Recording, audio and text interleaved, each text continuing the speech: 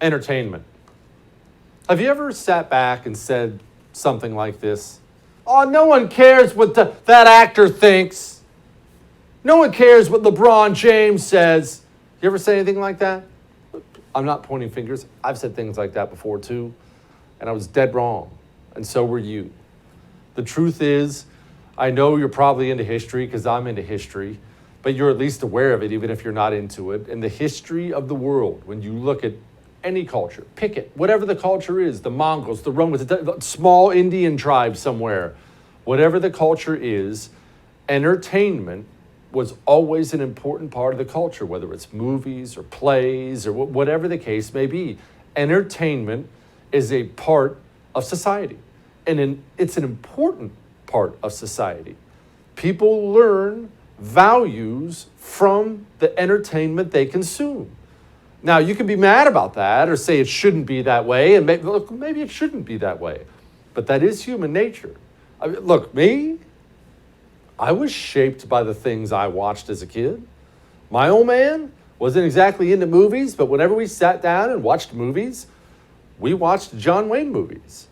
And I think about it now and who I am, and I can see how that helped shape me. What are you supposed to be? You're supposed to be the guy who fights for what's right. Maybe a little rough around the edges, but there's good and there's evil, and you speak plainly and you fight the bad guy. And look, it sounds hokey, but I was sitting there not just watching movies with my old man. I was learning values. What values is your child learning today when they go to that new Hollywood film? When they turn on Nick Jr. and see the newest drag queen parade? What values are you learning as you consume these things? Remember, it's not just kids. Entertainment is critically important. And it's not a small deal. It's a big deal that we have the most disgusting, despicable people right now who are the leaders in Hollywood. Undoubtedly, you are either hurting yourself right now because of gas prices, or you know someone who is. The truth is the middle class, and especially poor people, are getting crushed by these prices. We are. People are getting crushed. You're seeing people already make gigantic lifestyle adjustments, not just on travel. Remember, the cost of fuel affects the cost of food. It affects the cost of everything. People are being broken right now by it.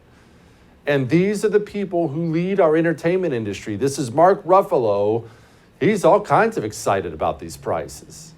And this is a moment for President Biden to take this, our momentum, people's fear, their disgust with the war, their disgust with energy prices, and use that to solidify a message to the American people that now is the time to transition. This is where the jobs are. This is where national security is. And we are going to keep pushing him to do it. And this is a gift to the president as we see it. And we see him accepting it in such terms. Do you understand how truly evil that is? Do you see the glee on his face? This is a gift to the president. Look at him. He's thrilled.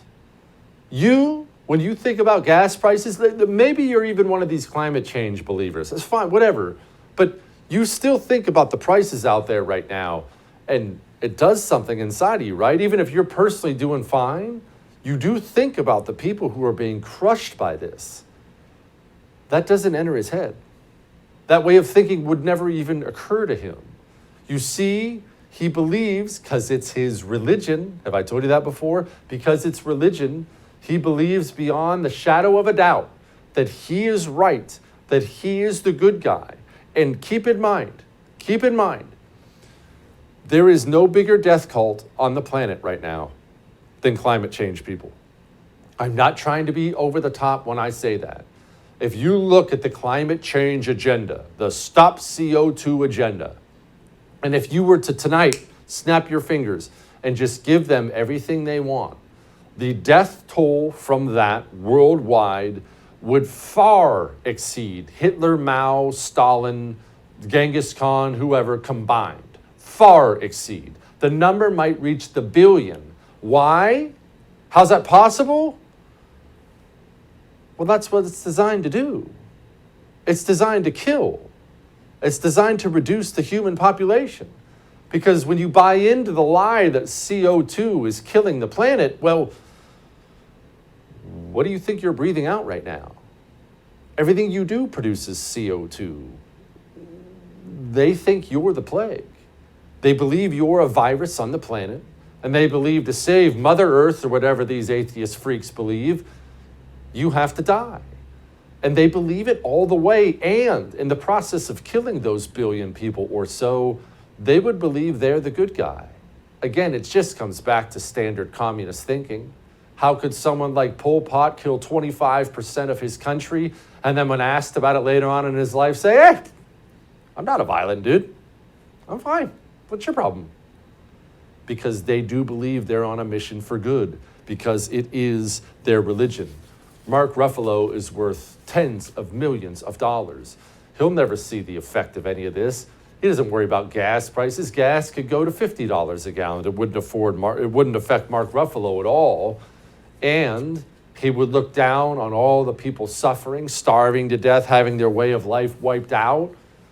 And it wouldn't move him inside in the slightest, because he believes he's on a mission from God. And if some people have to die for him to do what God wants, well, then so be it.